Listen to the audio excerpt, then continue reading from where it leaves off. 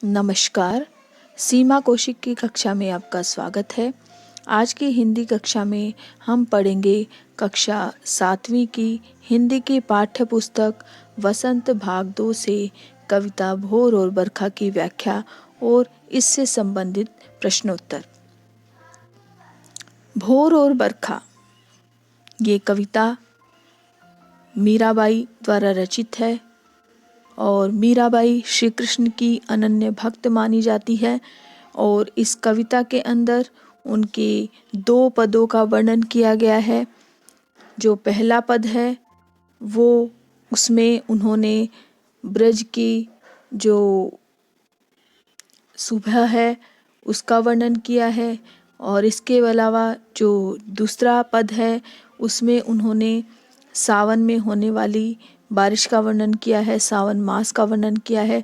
दोनों ही पद एक दूसरे से बिल्कुल अलग हैं और मीराबाई ने इन दोनों के द्वारा ही अपनी जो श्री कृष्ण भगवान के प्रति अनन्य भक्ति है उसको प्रकट किया है।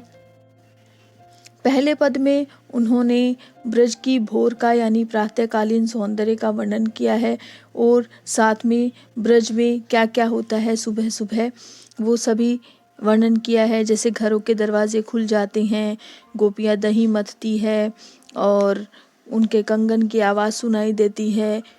इसी प्रकार जो देवता है, मनुष्य है, वो श्री कृष्ण के दर्शनों के लिए खड़े हो जाते हैं। ग्वाल बाल श्री कृष्ण की जय जयकार करते हैं।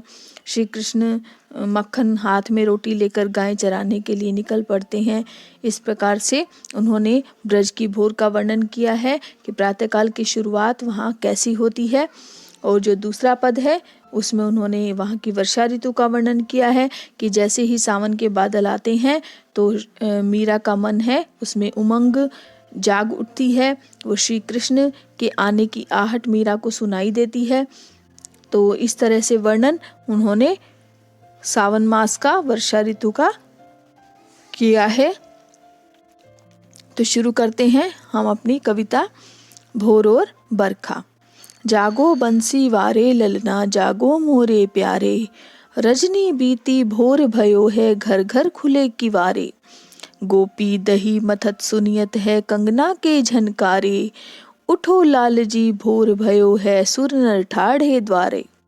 ग्वाले बाल सब करत कुलाहल, जय जय सबद उचारे, माखन रोटी हाथ मलीनी, गौवन के रखवारे। मीरा के प्रभु गिरधर नागर, शरण आया को तारे। इसमें शब्दार्थ देखिए, रजनी यानी रात, भोर सुबह, किवारे किवाड़ या दरवाजा, मथत का अर्थ होता है मथना, सुर नर सुर यानी देवता और नर मनुष्य, ठाढ़े ठाढ़े का अर्थ होता है खड़े, कुलाहल कुलाहल का अर्थ होता है शोर, उचारई उच्चारण करना, लीनी लेली, गौवन गाय, रखवाले रखवाली करने वाला, शरण शरण, तारई तारना या कल्याण करना। तो इसमें प्रसंग में आप लिख सकते हैं जो कविता है, कवित्री का नाम लिखेंगे। इसके अलावा इसमें कवित्री ने क्या वर्णन किया है मीराबाई ने, वहाँ की ब्रज भूमि का जो प्रातः काल है उसका, प्रातः का सुबह का वर्णन किया है। क्या कहती हैं, जागो बंसी वाले ललना, जागो बंसी वारे ललना, जागो मोरे प्यारे। कि इसमें यशोदा मैया श्री कृष्ण को संबोधित करते हुए कह रही हैं कि हे मेरे प्रिय बेटे, प्रिय लाल, अब जाग जाओ। बंसी वारे यहाँ श्री कृष्ण के लिए प्रयुक्त हुआ है। तो हे मेरे पुत्र बंसी वारे, बंसी को धारण करने वाले, हे मेरे पुत्र तुम जाग जाओ, अब सुबह हो गई है। रजनी बीती भोर भयो है, रजनी बीती यानी कि रात बीत चुकी है, भोर भयो है और सुबह हो गई है। घर घर खुले किवारे, और ब्रज के लोगों ने अपने घरों के दरवाजे खोल दिए हैं, यानी कि सब लोग उठ चुके हैं, तुम ही सो रहे हो। गोपी दही मथत सुनियत है कंगना के झनकारे। और जो गोपियां हैं वो दही मथ कर उसमें से मक्खन निकाल रही हैं, और जब वो दही मथती है तो उनके हाथों में जो कंगन है उनकी झनकार सुनाई देती है। उठो लाल जी भोर भयो है, सुर नर ठाड़े द्वारे। श्री कृष्ण, हे लाल अब उठ जाओ, भोर भयो है, सुबह हो गई है, सभी देवता और मनुष्य आपके दर्शनों के लिए द्वार पर खड़े हैं। ग्वाल बाल सब करत कुलाहल, जय जय शब्द उचारे। सब ग्वाल बाल भी शोर करते हुए तुम्हारी जय जयकार कर रहे हैं। कुलाहल मतलब शोर। सभी ग्वाल बाल जो तुम्हारे बाल सखा है, ग्वाले हैं, वो सभी तुम्हें पुकार रहे हैं और तुम्हारी जय जयकार कर रहे हैं। माखन रोटी हाथ मलीनी, गौवन के रखवारे। और गौओं के जो रक्षक है, गौवन के रखवारे, गौओं के रक्षक हैं, गौओं की रक्षा करने वाले श्री कृष्ण हैं, माखन रोटी को हाथ में लेकर उनके साथ जाने के लिए व्याकुल है। यानी कि अब श्री कृष्ण उठ चुके हैं और वो गौओं की रक्षा करते हैं, तो इसीलिए उन्हें गौवन के रखवाले कहा गया है। तो गौओं की रक्षा करने वाले श्री कृष्ण अपने हाथ में माखन रोटी लेकर चल पड़ते हैं। मीरा के प्रभु गिरधर नागर, शरण आया को तारे। मीरा जी कहती हैं कि मेरे तो प्रभु श्री गिरधर नागर है। गिरधर नागर यानी कि जो गिरिराज पर्वत को धारण किया था श्री कृष्ण ने, वो श्री कृष्ण मेरे प्रभु हैं, और जो भी उनकी शरण में चला जाता है वे उसका कल्याण करते हैं। यानी कि वो इस भव सागर से पार उसको उतार देते हैं। यानी कि वो उसे, जो उनकी शरण में जाता है वो उसे अपनी शरण में ले लेते हैं और उसे इस सांसारिक मोह माया से तार देते हैं, इस सांसारिक बंधन से मुक्त कर देते हैं, उसका कल्याण कर देते हैं। तो विशेष में हम लिख सकते हैं कि ब्रज की सुबह जो गतिविधियां होती है, ब्रज की सुबह का वर्णन किया गया है, श्री कृष्ण के बाल रूप का सुंदर चित्रण है और ब्रज भाषा का प्रयोग हुआ है। अगला पद देखिए, ये पद मैंने आपको बताया था, ये सावन से रिलेटेड है, वर्षा का वर्णन किया गया है इसके अंदर। तो देखिए, बरसे बदरिया सावन की मन भावन की, सावन में उमग्यो मेरो मनवा, भनक सुनी हरियावन की। उमड़ घुमड़ चहुदिस से आया, दामिन दमकई झर लावन की, नन्ही नन्ही बूंदन मेहा बरसे, शीतल पवन सुहावन की। मीरा के प्रभु गिरधर नागर, आनंद मंगल गावन की। इसमें शब्दार्थ देखिए, बदरिया यानी कि बादल, भावन भाना या अच्छा लगना, उमग्यो प्रसन्न होना, मनवा मन, भनक खबर, आवन आना, चहुदिस चारों दिशाओं से, दामिन बिजली, दमकई चमक, लावन लाना, मेहा बादल, शीतल ठंडी, सुहावन सुहावनी, नागर चतुर, मंगल गावन मंगल गीत। तो इसमें आप प्रसंग संदर्भ में लिख सकते हैं कि इसमें कवित्री का नाम, कविता का नाम, और इसमें मीराबाई ने वर्षाकालीन प्रकृति का चित्रण किया है। क्या कहती है? बरसे बदरिया सावन की, कि सावन में बारिश होने लगी है, जो बारिश के बादल हैं वो बरसने लगे हैं, क्योंकि सावन के महीने में जो होने वाली वर्षा होती है वो सभी को अच्छी लगती है।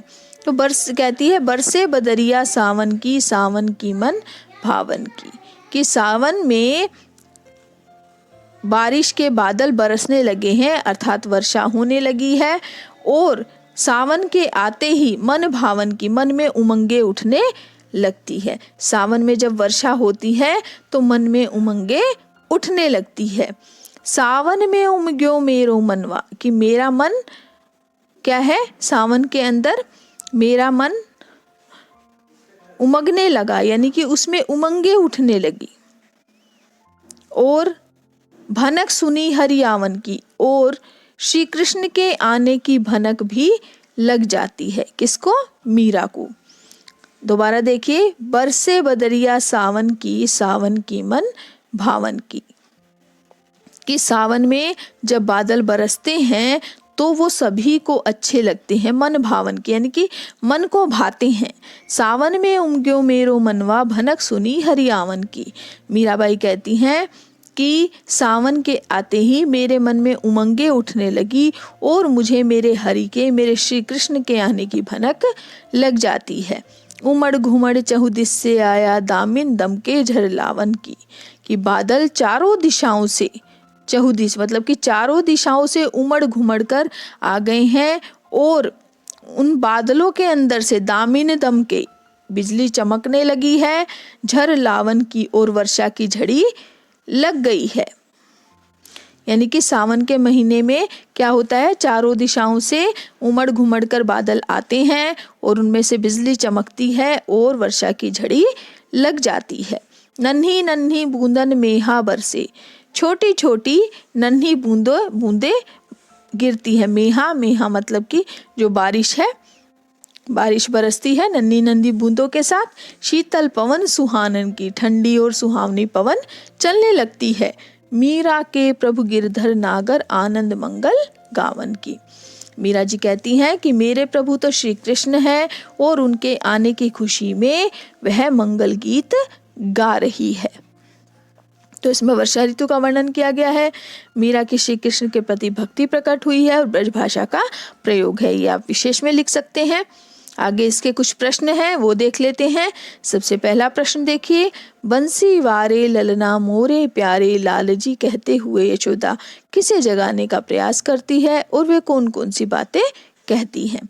तो ये सब कहते यशोदा अपने पुत्र श्री कृष्ण को जगाने का प्रयास कर रही है, और वो क्या कहती है कि रात बीत गई है, सुबह हो गई है, दरवाजे खुल चुके हैं सभी के, गोपियां दही मक्खन निकाल रही हैं जिससे उनके कंगन बज रहे हैं, और दरवाजे पर देवता और मनुष्य सभी तुम्हारी प्रतीक्षा कर रहे हैं, ग्वाल बाल शोर मचा रहे हैं, तुम्हारी जय जयकार कर रहे हैं, और उनके हाथ में माखन रोटी लेकर गाय चराने के लिए तुम्हारी प्रतीक्षा कर रहे हैं। यानी कि जो श्री कृष्ण हैं हाथ में माखन रोटी लेकर गाय चराने के लिए वो निकल जाते हैं।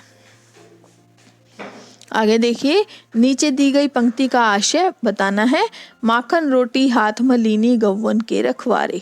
क्या है कि गाय के रखवारे जो श्री कृष्ण हैं, और श्री कृष्ण के हाथों में और ग्वाल बालों के हाथों में माखन रोटी है। पढ़े हुए पद के आधार पर ब्रज की भोर का वर्णन कीजिए। तो पद के आधार पर ब्रज की भोर का वर्णन है, वो किस प्रकार से है देखिए, कि सभी घरों के दरवाजे खुल जाते हैं, गोपियां दही मतना शुरू कर देती हैं जिससे उनके कंगन खनकने की आवाज होती है, ग्वाल बाल गाय चराने के लिए तैयार होने लगते हैं। आगे है, मीरा को सावन मन भावन क्यों लगने लगा। मीरा को सावन मन भावन इसलिए लगने लगा क्योंकि यह मौसम में जो है मीरा को एहसास होता है कि श्री कृष्ण आ रहे हैं, क्योंकि उस समय का जो प्रकृति है वो सुहावनी लगती है और मन में उमंगे जगती है। इसलिए जो मीरा है उसको बहुत अच्छा लग रहा है सावन का महीना, क्योंकि उसे लगता है कि भगवान श्री कृष्ण उसके पास आ रहे हैं।